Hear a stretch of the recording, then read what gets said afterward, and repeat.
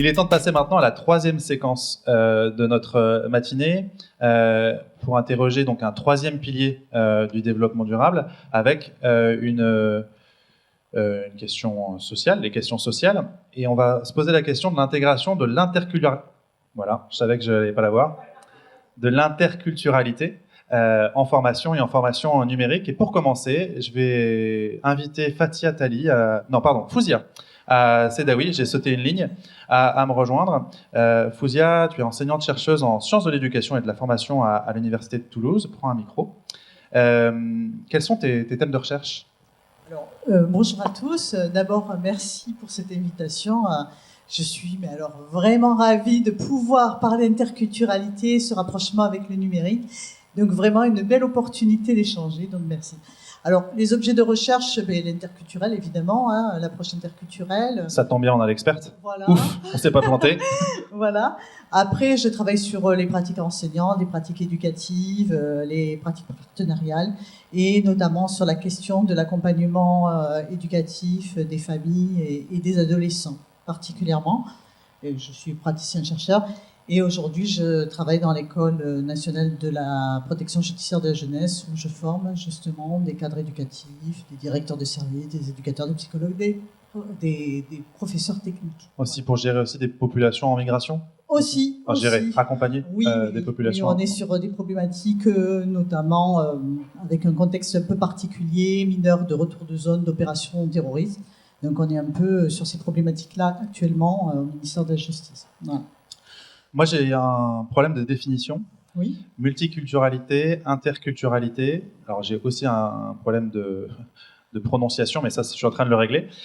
Donc, multiculturalité, interculturalité, est-ce que tu pourrais nous éclairer ? Alors, multiculturalité, pour faire simple, on va dire que c'est une notion, un concept même, qui permet de mettre en tout cas de faire cohabiter des individus ou des groupes au sein d'un espace, d'un territoire, d'une temporalité même. D'une société. D'une société, voilà. Donc c'est la notion qui exprime cette cohabitation de différentes cultures. C'est ça. En France, on est dans une société multiculturelle avec une visée,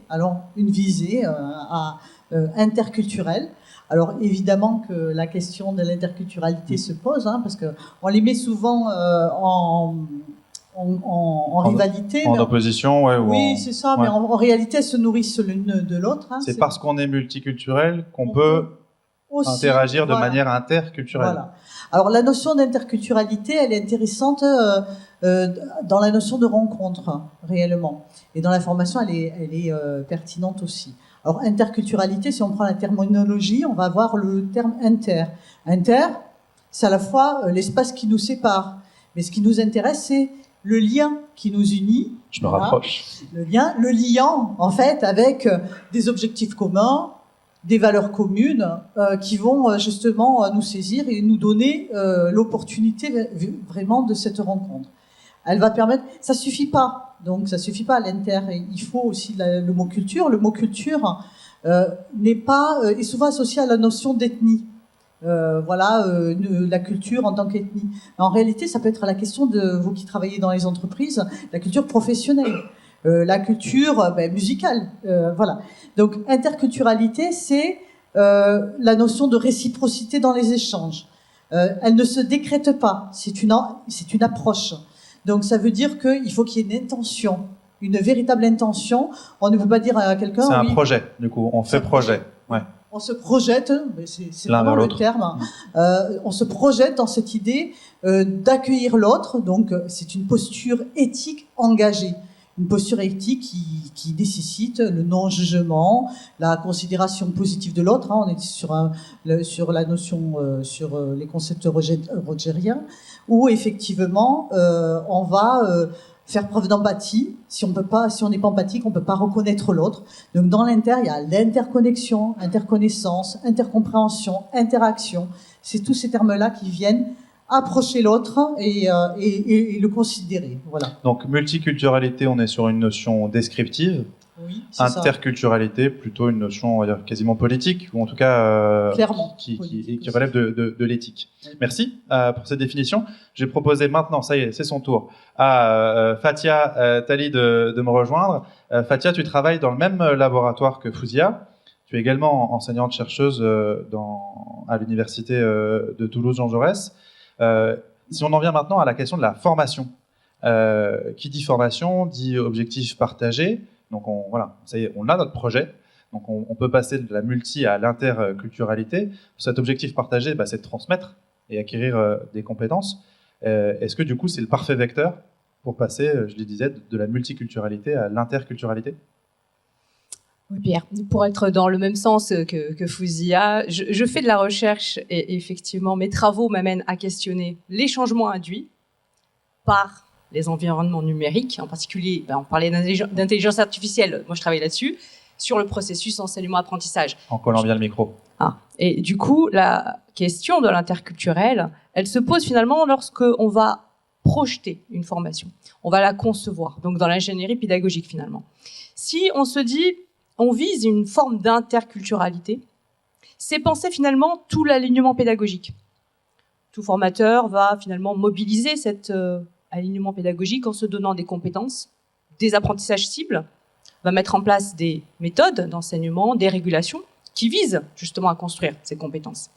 L'évaluation est censée évidemment évaluer ces compétences cibles. Bien sûr, toutes les formations ne visent pas à construire des compétences interculturelles.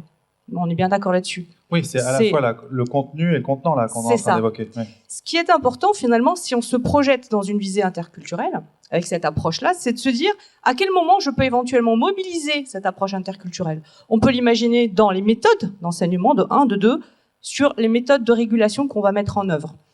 Méthode d'enseignement, évidemment, là, l'apprenant est acteur.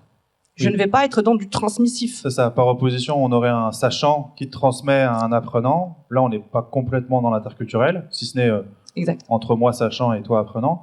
Mais là, l'idée, c'est aussi entre apprenants de favoriser les échanges. C'est la rencontre entre le formateur, le formé, et les formés entre eux. C'est vraiment l'espace qu'on co-construit ensemble, en se disant, on va co-construire un apprentissage, et je vais donner la place à chacun d'amener quelque chose, ce qu'il est, ce qu'il connaît. Et on parlait de culture, il y a la culture professionnelle, la culture qui est au sens large du terme, du coup, mais ça suppose, et on l'a dit, un espace où chacun peut s'autoriser à. Ça veut dire que le formateur doit être effectivement avec une ouverture d'esprit et doit poser un cadre qui le favorise. Et pour ça, effectivement, il faut se poser, par exemple, des questions sur est-ce que je suis accueillant ? La question de l'accueil. Les fameuses compétences interculturelles repose aussi sur notre capacité à une ouverture d'esprit. On n'a pas toutes et tous les mêmes méthodes, on va dire, de communication. Et là, si on se réfère à des méthodes qui sont liées à des cultures, on voit bien que l'accueil n'est pas fait de la même façon d'un pays à l'autre. Donc déjà, avoir cette ouverture d'esprit, d'y faire attention, et de poser ce cadre-là dès le début avec l'ensemble des participants, eh bien, on va co-construire ensemble un espace partagé de respect mutuel et d'écoute. Et l'écoute, en fait, c'est être capable d'entendre que l'autre n'a pas la même lecture du réel que la nôtre aussi. Mais on peut aller plus loin. Et j'irai plus loin en disant, par exemple, je donne un exemple concret que peut-être certains pratiquent, les groupes d'analyse de pratiques professionnelles. Qu'est-ce qui est en jeu ? On a bien un animateur, on a bien des participants, et on a une problématique partagée qui est amenée par un des participants la plupart du temps. Exemple, j'ai des difficultés avec un client. Exact. Eh ben, l'ensemble des participants va essayer de questionner cette situation au regard de sa propre expérience, de sa propre culture, qui peut être très diverse, et va essayer de co-construire avec le groupe et l'ensemble, finalement, des propositions de lecture, d'explicitation des phénomènes en jeu, et des propositions éventuellement de résolution. Mais est-ce qu'on relève là bien de la formation, ou est-ce que c'est pas du coaching ? Non, là, on est dans la formation. On est bien dans l'accompagnement de construction de compétences, à visée professionnalisante, évidemment, pour pouvoir agir. Et on est bien d'accord que la compétence n'a de sens que si elle permet d'agir en situation. Donc ces compétences, finalement, interculturelles, elles sont nécessaires au départ, et elles ne sont pas innées. C'est-à-dire que le formateur, on ne peut pas partir du principe que tout formateur possède ces compétences interculturelles. Je pense qu'il faut se le dire, et dès le début, se dire, OK, s'il manque de ces connaissances-là, il doit se former, Et ensuite, penser son enseignement et l'environnement avec cette approche. Eh ben, on va voir comment on va se former et comment on va former des formateurs à l'interculturalité avec le projet d'AECA. Et pendant que je lance une petite vidéo, j'invite Mélissa Osdilek et Véronica Maldonado à me rejoindre. Mélissa, je reviens vers toi. Tu es chef de projet chez My Green Training Box et tu as été chef de projet sur le projet d'AECA. Tu es d'origine turque, tu es turque. Donc toi aussi, tu as fait face à cet enjeu d'interculturalité. Mais je voudrais, avant de revenir sur ton expérience perso, revenir sur le projet d'AECA. Pourquoi ce projet, d'où ça vient et qui sont les cibles? En fait, ce projet européen, il s'agit avec les 6 partenaires de 6 différents pays européens. En collant bien le micro, ouais. D'accord.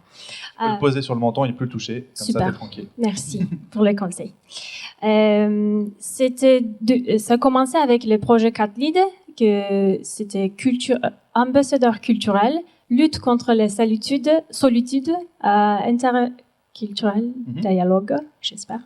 Les grâce au dialogue interculturel. Grâce au dialogue interculturel, merci. Ça a commencé le moment en 2020, j'imagine. Et après, c'était en présentiel pour accueillir les migrants ou différentes cultures, les personnes avec les différentes cultures, pour créer un espace, parler leur expérience, pour parler leur culture et aussi l'expérience qu'ils en avaient quand ils sont arrivés dans un nouvel pays. Mais après, il y avait petit contretemps, une légère pandémie mondiale. C'est ça. Du coup, le présentiel à la poubelle. Et il fallait basculer tout sur numérique. C'est ça. Du coup, deuxième fois, pour le projet suivant, il est devenu DAECA digital, numérique, mais on reste dans le même concept d'interculturalité. Donc DAECA, on explique l'acronyme? Oui. Digital Cultural Intercultural Ambassador. Et alors, qui peut être un ambassadeur culturel ou interculturel digital? Oui, personne qui peut présenter leur culture en numérique, ça peut être la personne ambassadeur. Il ne faut pas changer le pays. Nous avons tous différentes cultures dans chaque côté du pays, nord, sud, ouest, est. Du coup, le moment que vous commencez à parler, à échanger entre les autres cultures, vous pouvez commencer en étant, j'imagine, un peu accompagné pour justement être en capacité de rendre compte de ce qu'est ma culture et pointer du doigt peut-être quelques différences culturelles pour mieux nourrir l'échange. Qui sont les cibles de ces supports vidéo, du coup, disponibles sur My Green Training Box? Quelles sont les cibles de la formation d'AECA? Oui, peut-être je vais commencer avec les projets. Du coup, le cible de projet, c'était les participants qui arrivent dans un nouvel pays. Mais les formations qu'on a créées avec ce projet, dans le cadre de ce projet, devenues une formation dans notre plateforme qui est accès gratuit. Et cette formation, c'est pour les enseignants, les formateurs et les éducateurs communautés. C'est un outil pour utiliser dans un échange comme ça, dans une séance comme ça, ou dans une classe, pour montrer comment les gens partagent leur culture et quoi les différences dans cette petite groupe. Il y a 48 personnes, c'est ça, 48 parcours qui sont expliqués dans le cadre du projet d'AECA. C'est ça. Et on a des 6 pays, 8 personnes chaque pays. Et nous avons 6 formations qui est associées des pays et aussi auto-évaluation à la fin de formation. Et on a parmi nous une Digital Intercultural Ambassador avec Véronica. Véronica, de ton côté, tu es journaliste, tu vis en France depuis plusieurs années.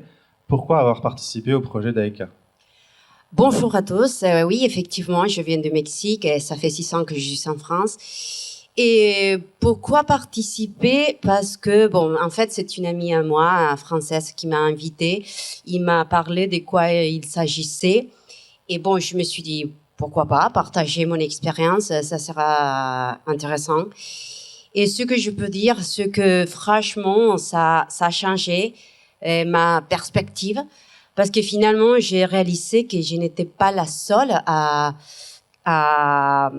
faire ce changement. Ouais, ça, avoir eu ce choc, parce qu'encore une fois, tu dis, voilà, c'est ça. T'es mexicaine, tu débarques en France. D'ailleurs, qu'est-ce qui t'a le plus choqué en arrivant en France, sous cet angle de l'interculturalisme? Bon, ce qui m'a interpellée à mon arrivée en France, c'est justement la coexistence de plusieurs cultures dans le même pays. Parce que même si au Mexique, il y a beaucoup des étrangères, et ils viennent plutôt d'Europe ou des États-Unis, et la manière c'est totalement différente. Donc, l'effet d'être là où il y a beaucoup de cultures en même temps, franchement, c'est un choc fort. C'est pas tant la culture française ou encore ce qui fait la culture française. J'attendais une culture, voilà, mais pas plusieurs cultures. Et on est perdu. On commence à se poser beaucoup de questions. Alors maintenant, je m'adapte à quoi et quelle est ma place ici? Et j'ai observé que il y a un sentiment prédominant chez les migrants, c'est la perte d'identité. Parce qu'on perd le repère et ok, on va recommencer, mais par où? Et dans mon cas particulièrement, il y avait la barrière de la langue. De la langue, ouais. Tu parles très bien français, mais à l'époque peut-être moins bien. Non, pas du tout, en fait. Je savais rien, je ne parle pas du tout français, donc cette barrière était très difficile parce que finalement, on est des êtres sociaux.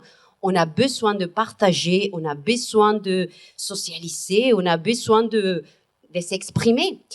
Et je pense que c'était le plus difficile parce que justement le fait de parler, de communiquer, on crée la interculturalité.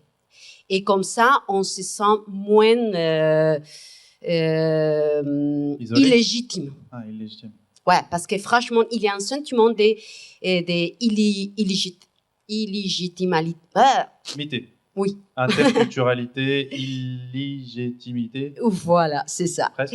Donc, et ces sentiments, je pense que ça permet pas d'avancer et de s'intégrer. Et c'est pour ça que je pense que la interculturalité, c'est vraiment important. Et je vois que de plus en plus, il y a beaucoup de ces spécialistes qui travaillent sur ça pour devenir plus sympathiques. Ouais. Ça passe par là. Mélissa, ça fait quoi à ta propre expérience? On l'a dit, tu es turque. Oui. Donc tu vis en France aujourd'hui. Oui, il y a 3 ans. Voilà. Et j'ai quitté Istanbul en Turquie pour venir en France, à Toulouse. En fait, maintenant j'habite à Pau, pour Toulouse Business School pour faire mon master. Mais le master, j'ai choisi une formation en anglais. Mais j'ai arrivé en France. Tout le monde ne parle pas anglais en France. Non, je m'ai hébergée dans un bâtiment avec tous les étudiants, mais toutes les informations sont écrites en français. Je prends les ascenseurs, c'est écrit quelque chose, mais en français. Je sens responsable de savoir et réagir parce que c'est dit veilleux. Ouais. Du coup, il faut que je fasse quelque chose. Oui, toi, tu es volontaire international en entreprise. Et donc, tu avais besoin de faire et d'être... voilà. C'était un hébergement pour les étudiants. Ouais. Oui, c'est ça, international. Du coup, je pensais qu'il va y avoir un peu d'anglais. Non. C'était vraiment un grand choc. Mais il n'y a pas que ça comme choc culturel. C'est pas que la langue, j'imagine. Oui. Véronica nous disait, c'est déjà le caractère multiculturel de la France. Et peut-être même dans les relations professionnelles, il y a des façons de faire différentes. Que tu as dû apprendre? Oui, mais avant de ça, c'était plus d'adaptation parce que l'année que j'ai arrivée, c'était grâce à EIFL Bourse qui me donnait par le gouvernement français. Attendez, je vais trouver, qu'est-ce que je veux dire?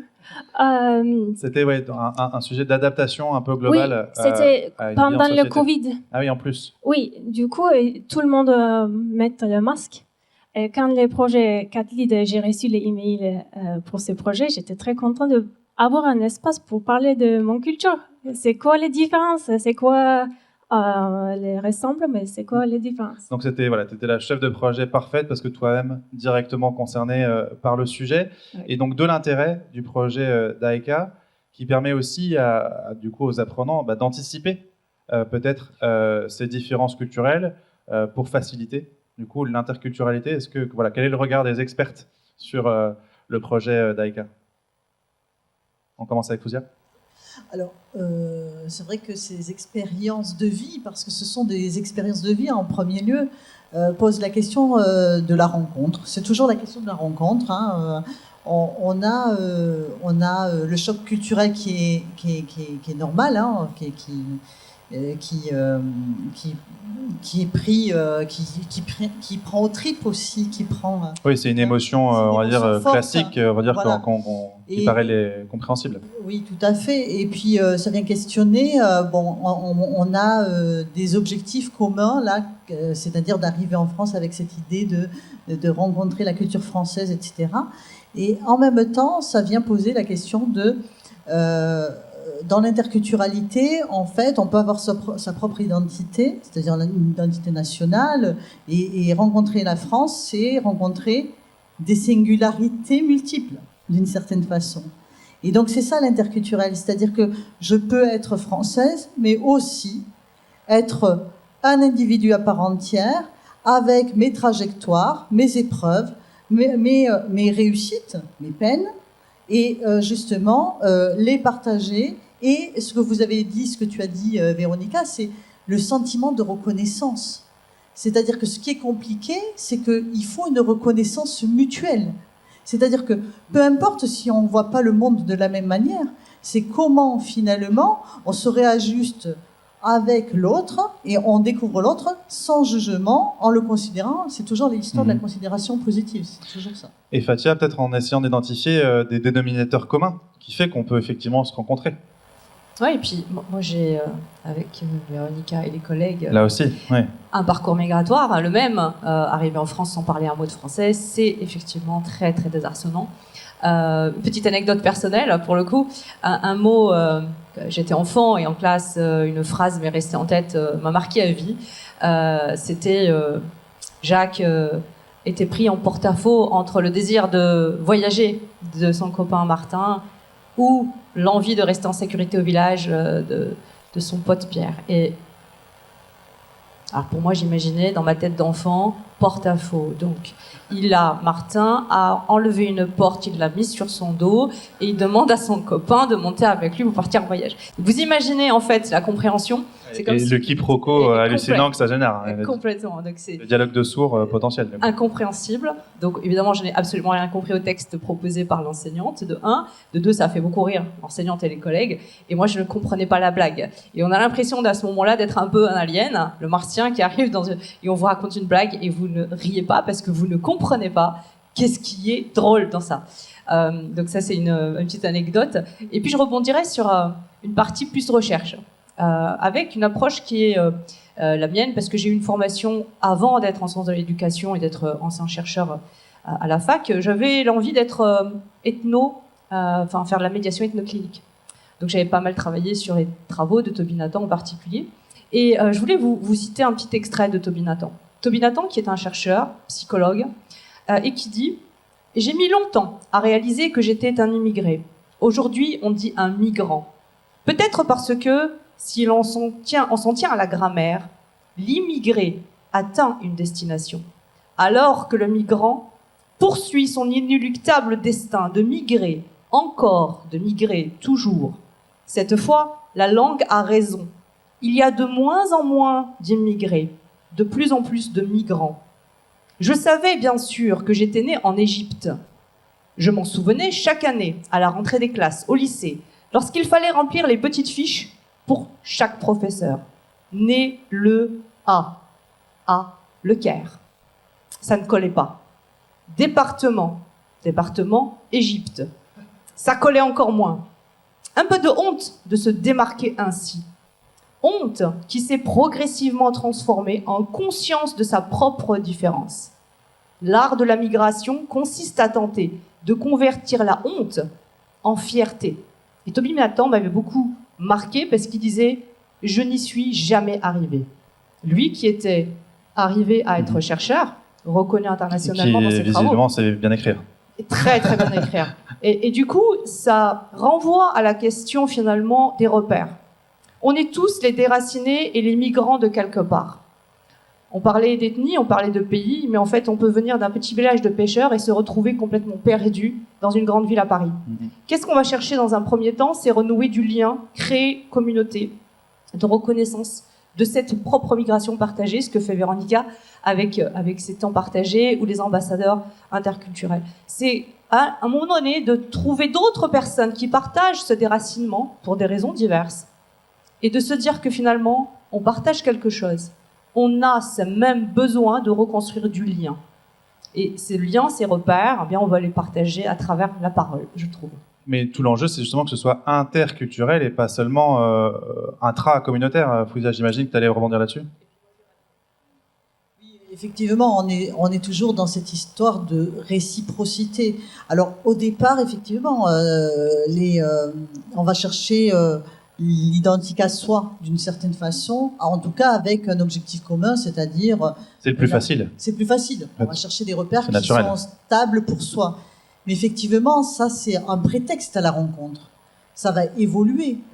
C'est-à-dire qu'au départ, quand vous vous rencontrez, quand vous organisez des rencontres avec d'autres personnes issues... On en reparlera, parce qu'elle ne l'a pas encore expliqué. Véronica organise des groupes de parole avec des personnes qui partagent la même expérience qu'elle. On est toujours dans cette histoire de toujours de liens forts, mais aussi de mettre du sens à ce qu'on fait, du sens à ce qu'on a envie de faire, et toujours dans cette idée de promotion de soi aussi. On n'en a pas parlé, mais la question de la promotion de soi, de se renforcer positivement, parce que c'est pas simple. Et le rapport au savoir, le rapport à l'autre, c'est pas simple. Voilà. Juste avant de redonner la parole à Fatia, Véronica, justement pour expliquer ces fameux groupes de parole. Donc, tu as organisé ça. Donc, au-delà du numérique, il y avait besoin d'un échange interculturel avec des personnes qui partageaient la même expérience que toi, qui n'étaient pas forcément d'ailleurs mexicaines, on est d'accord? Pas du tout. Voilà, donc ce qui fait le lien là, c'est cette déstabilisation première. Et finalement, autour de cette déstabilisation, on trouve un point commun. Oui, voilà.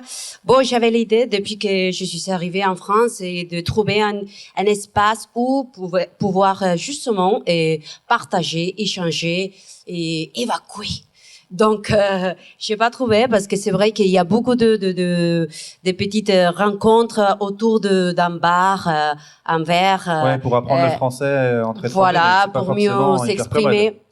Oui, mais franchement, j'avais envie d'autre chose, pas dans un bar ou autour d'une bière, parce que finalement, on fait la fête.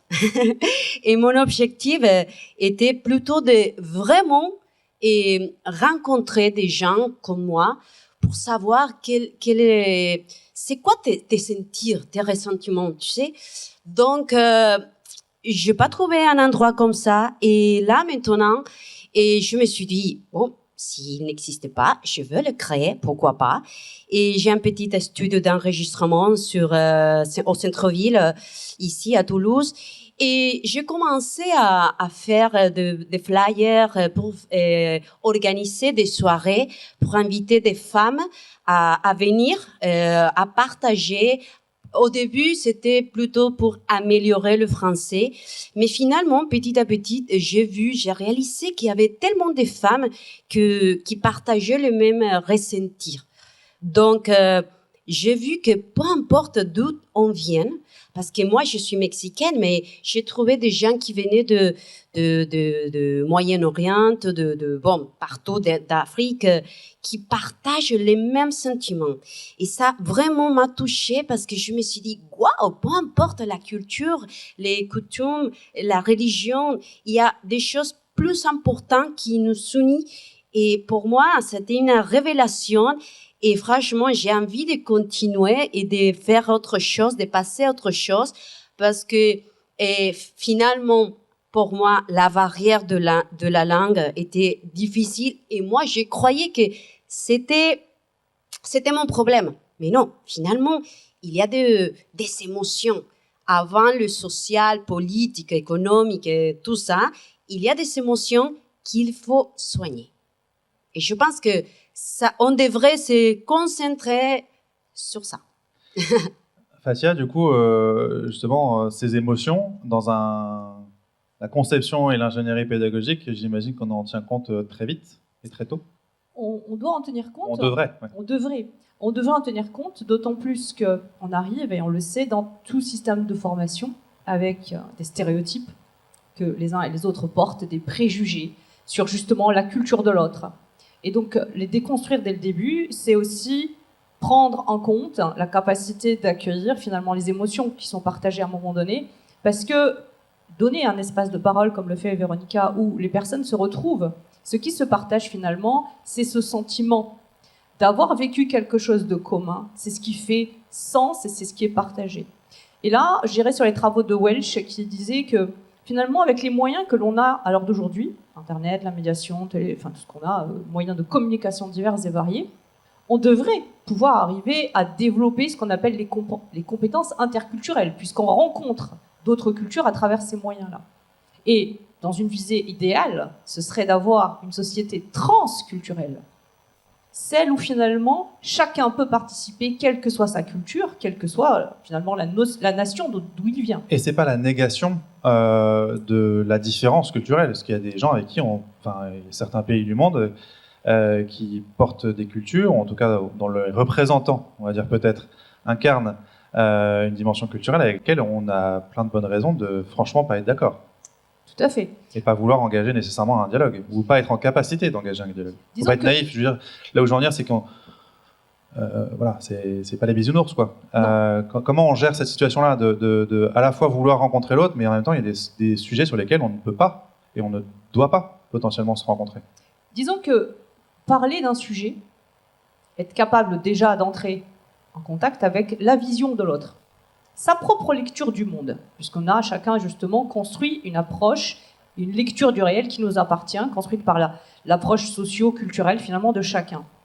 C'est avant de juger l'autre en disant « je ne veux pas entrer en contact avec toi », c'est peut-être de donner l'opportunité à l'autre, qui porte peut-être des valeurs contraires aux nôtres, qui a peut-être une mode de pensée différente de nôtre, c'est d'être dans un espace où on peut quand même entendre. Qu'est-ce qui l'a amené à ?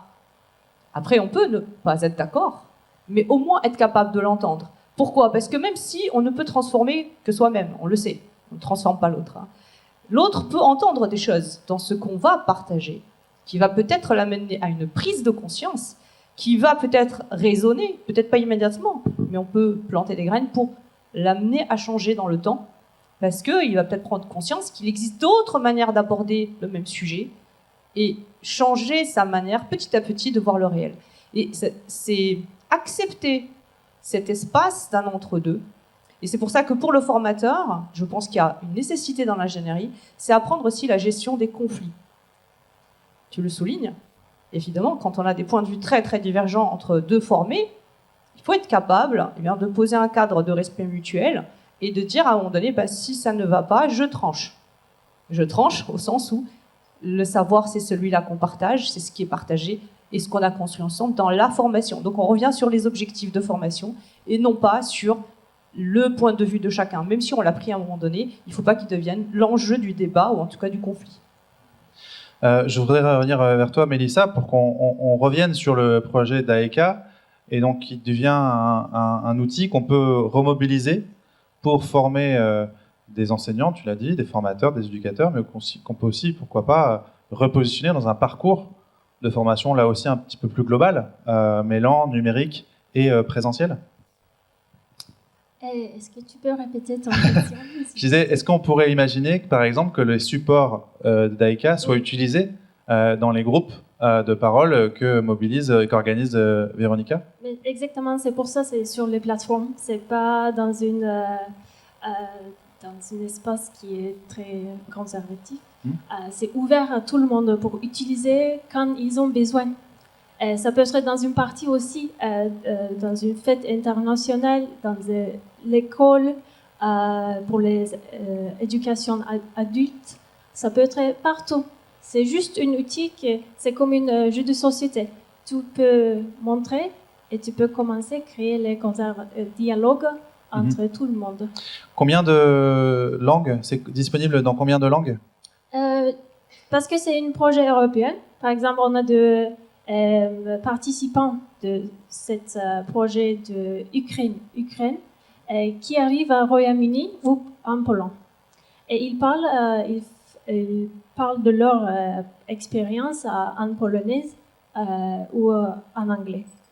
Mais on a des sous-titres en français, on a des documents en français, tous sont traduits. Du coup, maintenant, c'est 48 histoires, vous pouvez accéder en français. En format vidéo et en format PDF aussi? Oui. Pour les vidéos, c'est normal que c'est un audio de personnes qui parlent. Oui. Du coup, c'est en polonais ou en anglais, en autre langue. Mais on a tout le temps avoir des sous-titres. Oui. Ok. Et on peut aussi se tester. Oui. Du coup, on peut tester sa compétence interculturelle. Oui. C'est pas que des histoires, je veux dire. On peut s'évaluer. Non. C'est pas juste un podcast ou des vidéos sympas à regarder. On vient apprendre et tester aussi cette acquisition de compétences. Oui, merci pour ça. C'est une formation, on s'appelle ça parce qu'on a créé dans un format. On a des 8 vidéos, c'est pas beaucoup, on ne met pas de 48 vidéos en même temps. Vous commencez, vous choisissez la langue que vous voulez écouter ou lire, et après, à la fin, vous faites, vous auto-évaluez. Comme ça, ou aussi savoir, parce que c'est une outil numérique, du coup, c'est pas un dialogue vrai. Mais vous pouvez voir qu'est-ce que vous avez fait attention, qu'est-ce que vous avez compris. Et pour la prochaine fois, par exemple, maintenant, quand c'était Katlid, on avait une participante du Pérou. Du Pérou? Du Pérou, oui. Pérou? Je te taquine. C'est parti. Maintenant, je sais que, par exemple, si je vais faire un trajet dans ce pays, je vais regarder cette vidéo avant d'aller pour avoir un peu d'expérience de personnes originaires de ce pays. Super, merci. Et du coup, j'imagine que tu as un bon score sur ta compétence interculturelle, en tout cas, je l'espère.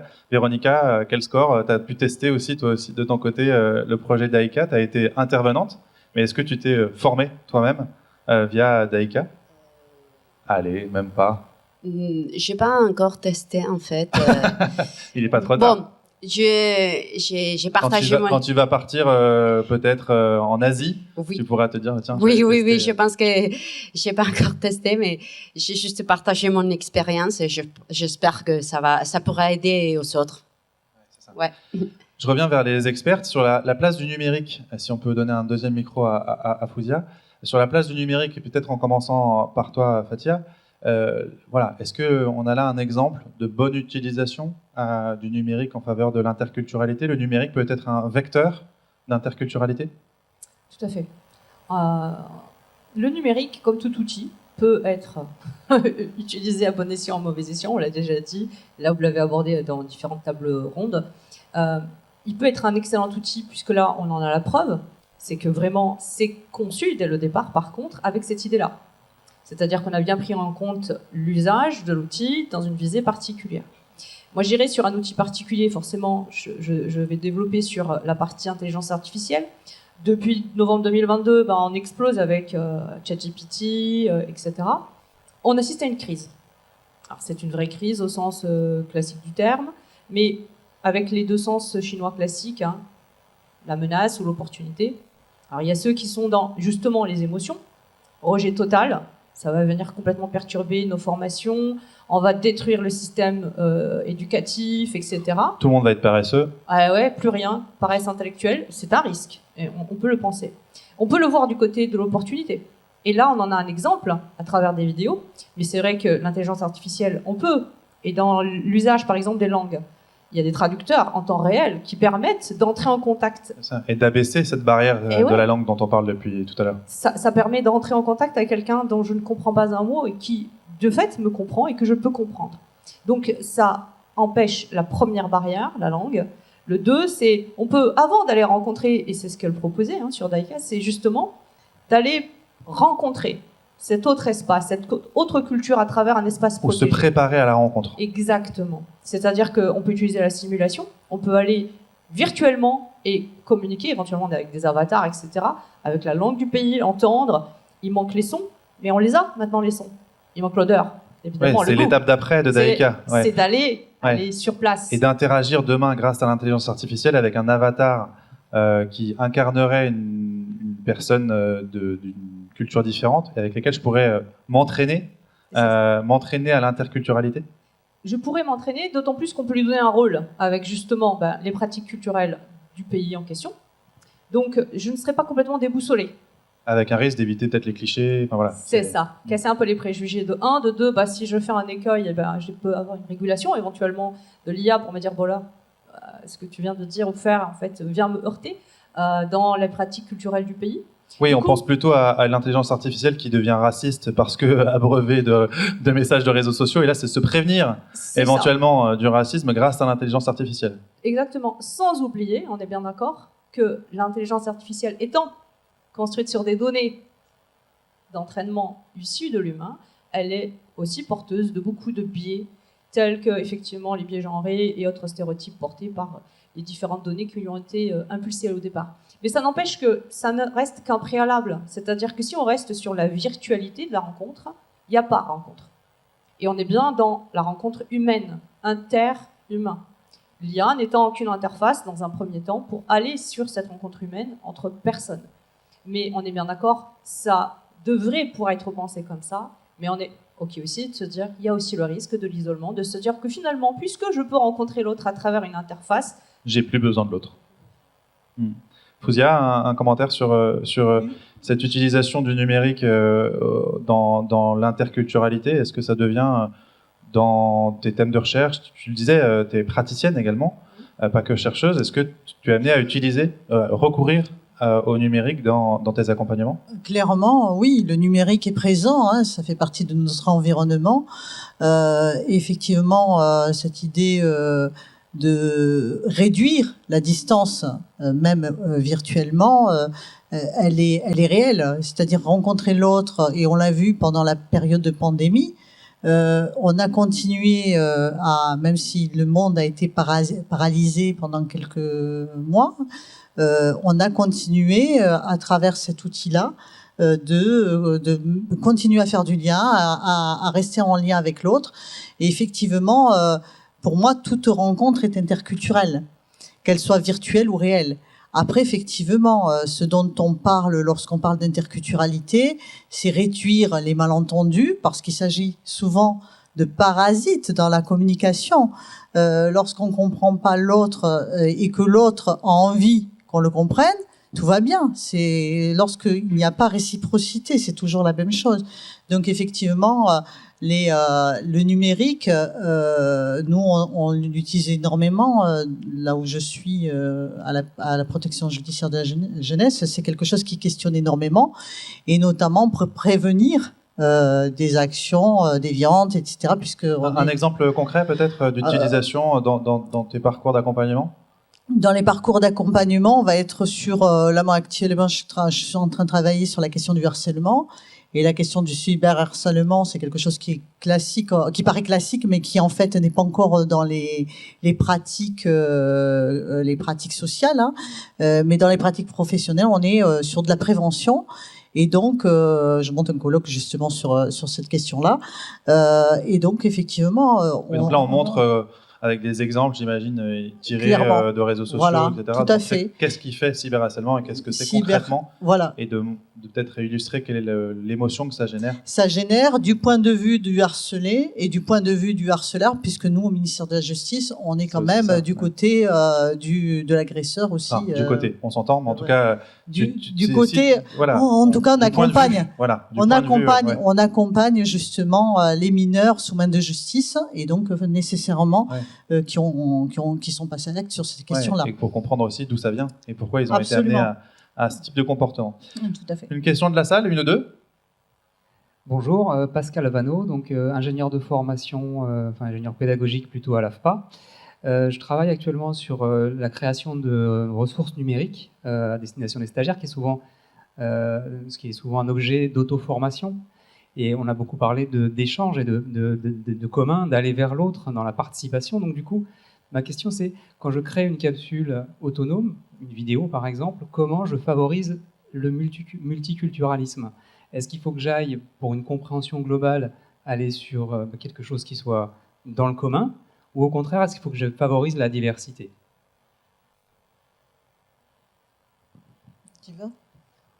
Pour ma part, c'est déjà dans la conception même de la vidéo, de la capsule. C'est si vous prenez des exemples en interne de personnages ou je sais pas d'acteurs qui vont agir dans la vidéo, c'est déjà de faire appel à la diversité. Voilà, déjà la diversité, parce que très clairement, si on regarde, on n'est pas représenté partout. Du coup, bah oui, prendre des gens de couleur, prendre des personnes qui sont en situation de handicap, prendre des femmes pour le coup, parce qu'on a fait une journée d'études avant-hier, c'était sur les inégalités de genre. Du coup, ouais, il y a la problématique effectivement de la sous-représentation des femmes dans plein de domaines, par exemple.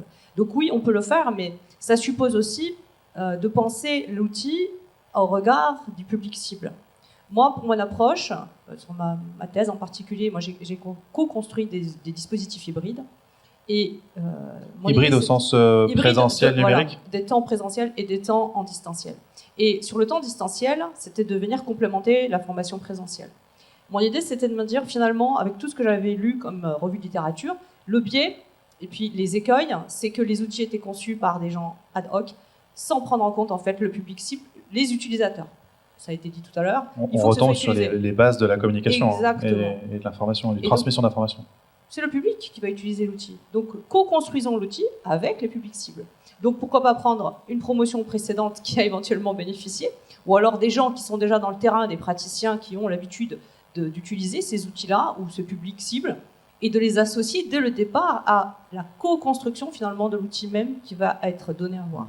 Ce que je retiens aussi comme recommandation, c'est une forme de banalisation de la différence. Oui. C'est-à-dire que dans les intervenants, de manière banale, en fait, montrer une diversité sans forcément appuyer du doigt dessus en disant ça fasse partie. J'ai mon quota d'handicapés. Y compris très tôt. Il y a des albums, on a les albums, les albums talons, voilà, qui sont préexistants tout petits. En fait, on a des albums où il y a de la diversité dans la représentation pour l'enfant. Des albums de jeunesse. De jeunesse, voilà. Okay. Donc il n'y a même pas de mots. Des livres, voilà. Simplement, il y a des femmes, il y a des personnes de couleur, il y a des personnes en situation de handicap dans l'album.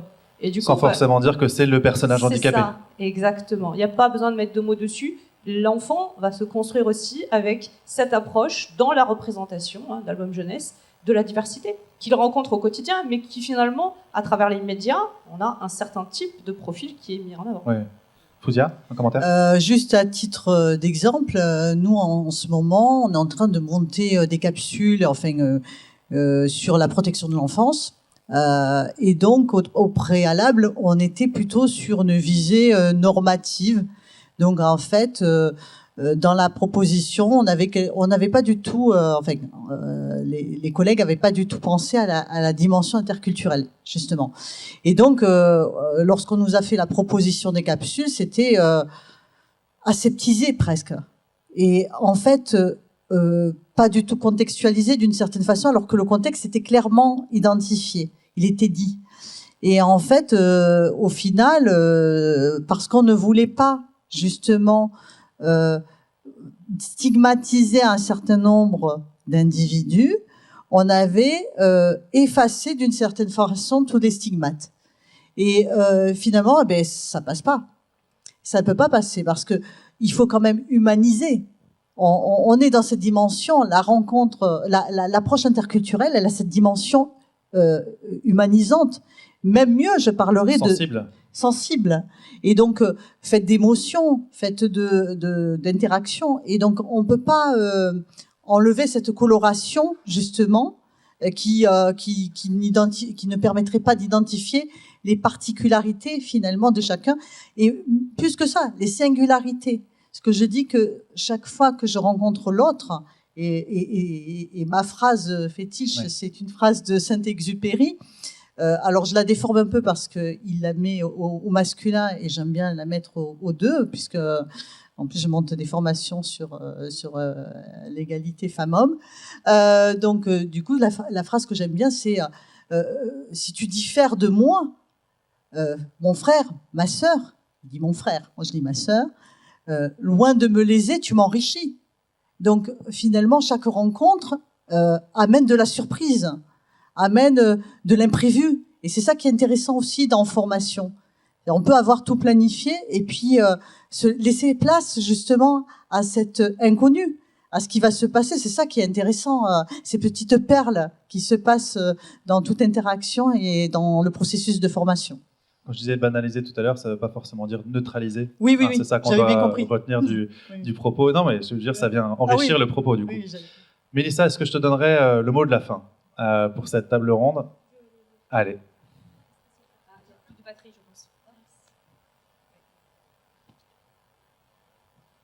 Je terminerai en disant que nous vivons sur cette terre de manière multiculturelle et nous savons que c'est de notre richesse. Il est précieux pour nous tous d'établir et de maintenir un dialogue interculturel afin d'être une unité et de le protéger. Merci à vous.